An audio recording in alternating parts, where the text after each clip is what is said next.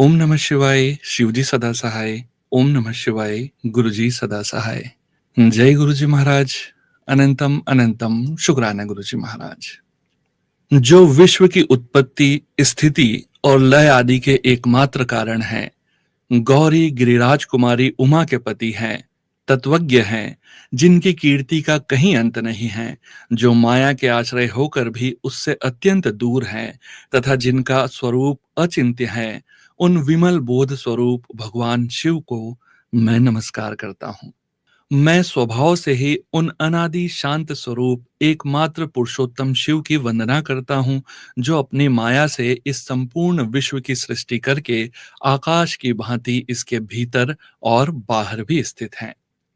जैसे लोहा चुंबक से आकृष्ट होकर उसके पास ही लटका रहता है, उसी प्रकार ये सारे जगत सदा सब और जिसके आसपास ही भ्रमण करते हैं, जिन्होंने अपने से ही इस प्रपंच को रचने की विधि बताई थी, जो सबके भीतर अंतर्यामी रूप से विराजमान है तथा जिनका अपना स्वरूप अत्यंत गूढ़ है, उन भगवान शिव की मैं सादर वंदना करता हूँ। व्यास जी कहते हैं, जगत के पिता भगवान शिव, जगन माता कल्याणमयी पार्वती तथा उनके पुत्र गणेश जी को नमस्कार करके हम इस पुराण का वर्णन करते हैं। एक समय की बात है, नैमिषारण्य में निवास करने वाले शौनक आदि सभी मुनियों ने उत्तम भक्ति भाव के साथ सूत जी से पूछा।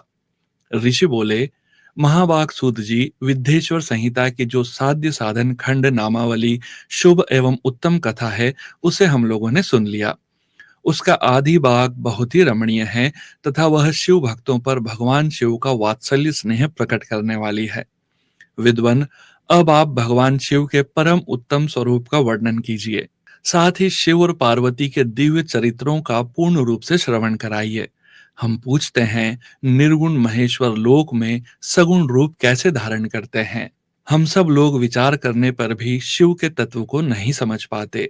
सृष्टि के पहले भगवान शिव किस प्रकार अपने स्वरूप से स्थित होते हैं, फिर सृष्टि के मध्य काल में वे भगवान किस तरह क्रीड़ा करते हुए सम्यक व्यवहार बर्ताव करते हैं, और सृष्टि कल्प का अंत होने पर वे महेश्वर देव किस रूप में स्थित रहते हैं। लोक कल्याणकारी शंकर कैसे प्रसन्न होते हैं, और प्रसन्न हुए महेश्वर अपने भक्तों तथा दूसरों को कौन सा उत्तम फल प्रदान करते हैं, यह सब हमसे कहिए। हमने सुना है कि भगवान शिव शीघ्र प्रसन्न हो जाते हैं। वे महान दयालु हैं, इसलिए अपने भक्तों का कष्ट नहीं देख सकते। ब्रह्मा, विष्णु और महेश, ये तीन देवता शिव के ही अंग से उत्पन्न हुए हैं। उनके प्राकट्य की कथा तथा उनके विशेष चरित्रों का वर्णन कीजिए। प्रभु, आप उमा के आविर्भाव और विवाह की भी कथा कहिए। विशेषतः उनके गृहस्थ धर्म का और अन्य लीलाओं का भी वर्णन कीजिए। निष्पाप सूत जी, हमारे प्रश्न के उत्तर में आपको ये सब तथा दूसरी बातें भी अवश्य कहनी चाहिए। सूत जी ने कहा, मुनीश्वरों, आप लोगों ने बड़ी उत्तम बात पूछी है। भगवान सदाशिव की कथा में आप लोगों की जो आंतरिक निष्ठा हुई है, इसके लिए आप धन्यवाद के पात्र हैं। ब्राह्मणों, भगवान शंकर का गुणानुवाद सात्विक, राजस और तामस तीनों ही प्रकृति के मनुष्यों को सदा आनंद प्रदान करने वाला है। पशुओं की हिंसा करने वाले निष्ठुर कसाई के सिवा दूसरा कौन पुरुष उस गुणानुवाद को सुनने से ऊब सकता है? जिनके मन में कोई तृष्णा नहीं है, ऐसे महात्मा पुरुष भगवान शिव के उन गुणों का गान करते हैं, क्योंकि वह गुणावली संसार रूपी रोग की दवा है। मन तथा कानों को प्रिय लगने वाली और संपूर्ण मनोरथों को देने वाली है। ब्राह्मणों, आप लोगों के प्रश्न के अनुसार मैं यथा बुद्धि प्रयत्न पूर्वक शिवलीला का वर्णन करता हूँ। आप आदर पूर्वक सुने। जैसे आप लोग पूछ रहे हैं, उसी प्रकार देवऋषि नारद ने शिवरूपी भगवान विष्णु से प्रेरित होकर अपने पिता से पूछा था। अपने पुत्र नारद का प्रश्न सुनकर शिव भक्त ब्रह्मा जी का चित्त प्रसन्न हो गया, और वे मुनि शिरोमणि को हर्ष प्रदान करते हुए प्रेम पूर्वक भगवान शिव के यश का गान करने लगे। एक समय की बात है, मुनि शिरोमणि विप्रवर नारद जी ने, जो ब्रह्मा जी के पुत्र हैं, विनीत चित्त हो तपस्या में मन लगाया। हिमालय पर्वत में कोई एक गुफा थी, जो बड़ी शोभा से संपन्न दिखाई देती थी। उसके निकट देव नदी गंगा निरंतर वेग पूर्वक बहती थी। वहां एक महान दिव्य आश्रम था जो नाना प्रकार की शोभा से सुशोभित था। दिव्यदर्शी नारद जी तपस्या करने के लिए उसी आश्रम में गए।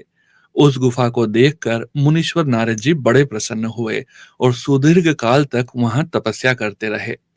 उनका अंतःकरण शुद्ध था। वे दृढ़ता पूर्वक आसन बांधकर मौन हो प्राणायाम पूर्वक समाधि में स्थित हो गए। ब्राह्मणों, उन्होंने वह समाधि लगाई जिसमें ब्रह्मा का साक्षात्कार कराने वाला अहम ब्रह्म अस्मि अर्थात मैं ब्रह्म हूं यह विज्ञान प्रकट होता है। मुनीश्वर नारद जी जब इस प्रकार तपस्या करने लगे, उस समय यह समाचार पाकर देवराज इंद्र कांप उठे। वे मानसिक संताप से विहल हो गए। ये नारद मुनि मेरा राज्य लेना चाहते हैं। मन ही मन ऐसा सोचकर इंद्र ने उनकी तपस्या में विघ्न डालने के लिए प्रयत्न करने की इच्छा की। उस समय देवराज ने अपने मन से कामदेव का स्मरण किया। स्मरण करते ही कामदेव आ गए। महेंद्र ने उनके नारद जी की तपस्या में विघ्न डालने का आदेश दिया। यह आज्ञा पाकर कामदेव वसंत को साथ में लेकर बड़े गर्व से उस स्थान पर गए और अपना उपाय करने लगे। उन्होंने वहां शीघ्र ही अपनी सारी कलाएं रच डाली। वसंत ने भी मदमत्त होकर अपना प्रभाव अनेक प्रकार से प्रकट किया। मुनिवरों, कामदेव और वसंत के अथक प्रयत्न करने पर भी नारद मुनि के चित्त में विकार नहीं उत्पन्न हुआ। महादेव जी के अनुग्रह से उन दोनों का गर्व चूर्ण हो गया।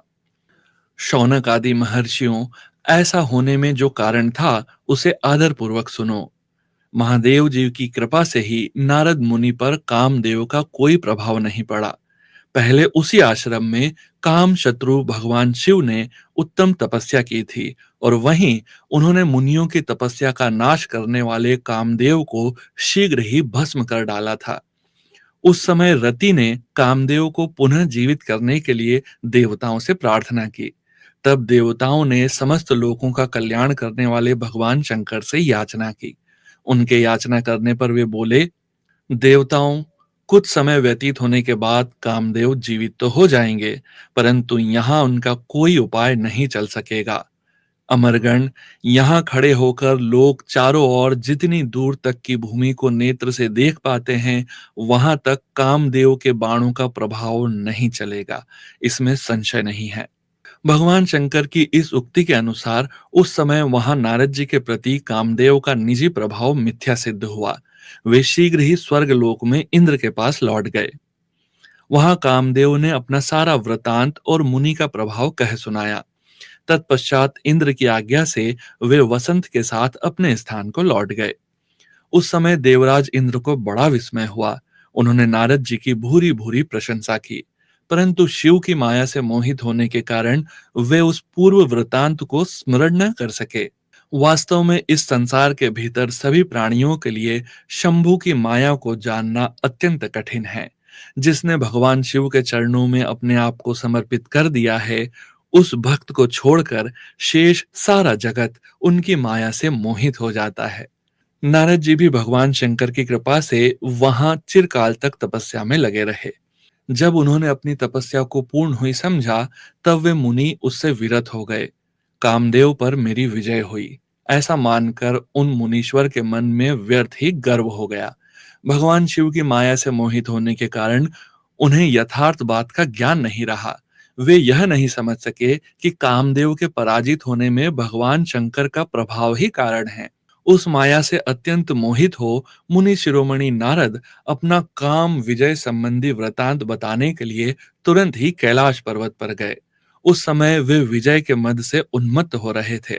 वहां रुद्रदेव को नमस्कार करके गर्व से भरे हुए मुनि ने अपने आप को महात्मा मानकर तथा अपने ही प्रभाव से कामदेव पर अपनी विजय हुई समझकर उनसे सारा वृतांत कह सुनाया।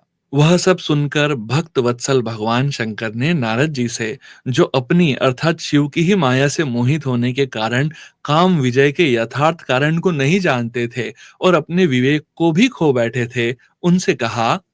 रुद्र बोले, तात नारद, तुम बड़े विद्वान हो, धन्यवाद के पात्र हो, परंतु मेरी यह बात ध्यान देकर सुनो। अब से फिर कभी ऐसी बात कभी भी न कहना, कहीं भी न कहना।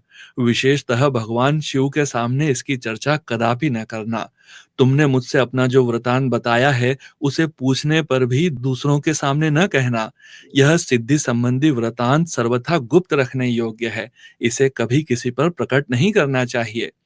तुम मुझे विशेष प्रिय हो, इसलिए अधिक जोर देकर मैं तुम्हें यह शिक्षा देता हूँ और इसे न कहने की आज्ञा देता हूँ, क्योंकि तुम भगवान विष्णु के भक्त हो और उनके भक्त होते हुए ही मेरे अत्यंत अनुगामी हो। इस प्रकार बहुत कुछ कहकर संसार की सृष्टि करने वाले भगवान रुद्र ने नारद जी को शिक्षा दी।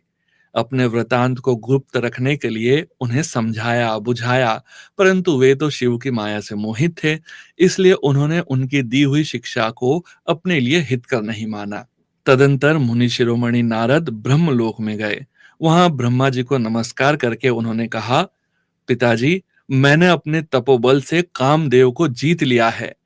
उनकी यह बात सुनकर ब्रह्मा जी ने भगवान शिव के चरणार विंदों का चिंतन किया और सारा कारण जानकर अपने पुत्र को यह सब कहने से मना किया। परंतु नारद जी शिव की माया से मोहित थे, अतएव उनके चित्त में मद का अंकुर जम गया था। उनकी बुद्धि मारी गई थी। इसलिए नारद जी अपना सारा वृतांत भगवान विष्णु के सामने कहने के लिए वहां से शीघ्र ही विष्णु लोक में गए। नारद मुनि को आते देख भगवान विष्णु बड़े आदर से उठे और शीघ्र ही आगे बढ़कर उन्होंने मुनि को हृदय से लगा लिया। मुनि के आगमन का क्या हेतु है, इसका उन्हें पहले से ही पता था। नारद जी को अपने आसन पर बिठाकर भगवान शिव के चरणार विंदों का चिंतन करके श्री हरि ने उनसे पूछा। भगवान विष्णु बोले, तात कहाँ से आते हो? यहाँ किस लिए तुम्हारा आगमन हुआ है? मुनि श्रेष्ठ, तुम धन्य हो, तुम्हारे शुभागमन से मैं पवित्र हो गया। भगवान विष्णु का यह वचन सुनकर गर्व से भरे हुए नारद मुनि ने मद से मोहित होकर अपना सारा वृतांत बड़े अभिमान के साथ कह सुनाया। नारद मुनि का वह अहंकार युक्त वचन सुनकर मन ही मन भगवान विष्णु ने उनकी काम विजय के यथार्थ कारण को पूर्ण रूप से जान लिया।